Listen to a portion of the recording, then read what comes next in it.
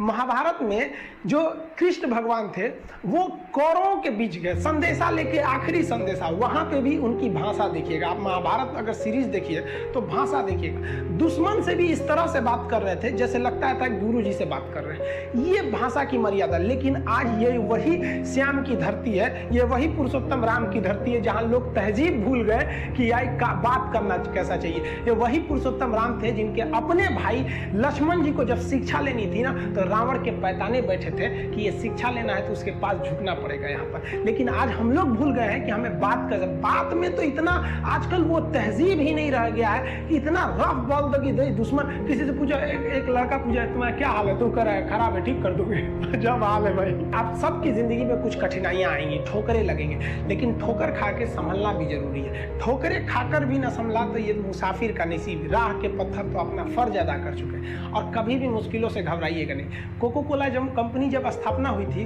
तो एक साल में केवल इसके 25 बोतल बिके थे। कंपनी का दिमाग हिल गया था। लेकिन आज के समय में दुनिया में हर जगह कोको कोला बिकता है और इसने तो फिजिक्स को उल्टा कर दिया। लोग कहते हैं ठंडा मतलब तो कोको कोला। भाई साहब, ठंडा मतलब वो होता है जिसका टेम्परेचर कम हो। लेकिन इतना बिका कि इसके आगे लोग भूल गए कि ठंडा मतलब कोको कोला नहीं होता, ठंडा मतलब वो चीज जिसका टेम्परेचर कम है। ये मत सोचिए कि एक महीने में क्या होगा, एक साल में क्या होगा।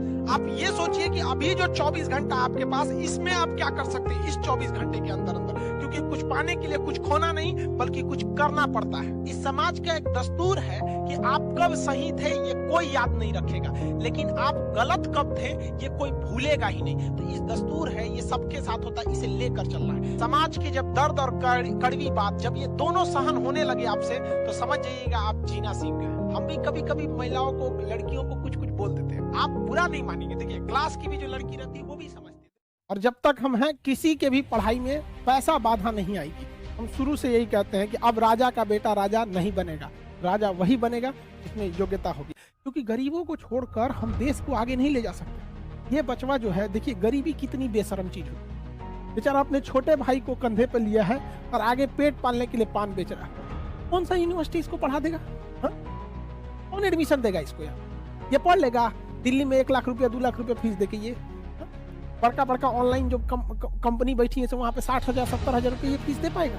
नहीं दे पाएगा। इसके लिए आते हैं खाने। इन लोगों के लिए हम लोग लड़ते हैं क्योंकि ये बच्चे कहीं ना कहीं मारे जाते हैं। भगवान से भी हम क्या कहें, किसी के घर में नोट की पेटी बरसे न बरसे लेकिन कोई भी इंसान रोटी के लिए न तरसे, इतना भी गरीबी नहीं होना चाहिए। इन सब बच्चों के लिए आदमी पढ़ाता है। देखिए आपको एक तस्वीर दिखाई, इस तस्वीर में एक शादी का माहौल है, ये दूल्हा है, इनके ये कोई भी होंगे करीबी बच्चा है।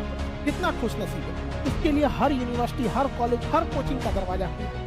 लेकिन इसी की शादी में ये महिला को देखिए, ये लाइट लेके घूम रही है, अपने सर पे लाइट लेके जा रही है। और इस महिला का संघर्ष देखिए, इसके एक छोटे से बच्चे को गोद में ले रखा है। अब इसका जीवन का संघर्ष देखिए, छोटे से बच्चे को गोद ले रखा है। इसका ये भी एक बच्चा है, एक इसका नसीब देखिए, और ये भी एक बच्चा है, इसका नसीब। इसको सारा जगह दरवाजे खुले, इसके लिए बंद रहेंगे दरवाजे। लेकिन याद रखिएगा, खान अभी जिंदा है, तब दरवाजे बंद हो जाएंगे, फिर भी हम इनके लिए लड़ते रहेंगे। इस बच्चे को भी पढ़ाएगा इंसान। इतनी सस्ता, इस पढ़ाई की इतना सस्ता और इतना क्वालिटी बेहतरीन करेंगे ना कि आने वाले भविष्य में जब ये बच्चा पढ़ेगा और ये बच्चा पढ़ेगा तो सक्सेस के मामले में दोनों बराबर खड़े होंगे। कहीं ना कहीं ये बीट कर